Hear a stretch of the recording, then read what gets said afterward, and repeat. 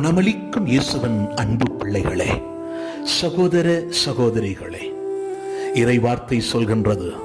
எரேமியா புத்தகம் 1:8, அவர்கள் முன் அஞ்சாதே, ஏனெனில் உன்னை விடுவிக்க நான் உன்னோடு இருக்கின்றேன் என்கிறார் ஆண்டவர்.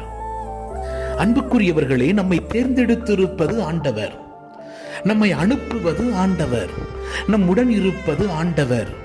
நம் கூட அவர் இருக்கின்ற பொழுது, அவருடைய உடனிருப்பு நம்மோடு இருக்கின்ற பொழுது, நமக்கு எதிராக யார் நிற்கக்கூடும்? எது என்ன செய்ய முடியும்? யார் என்ன செய்யக்கூடும்? குணமளிக்கும் இயேசு நம் கூடவே நடக்கிறார்.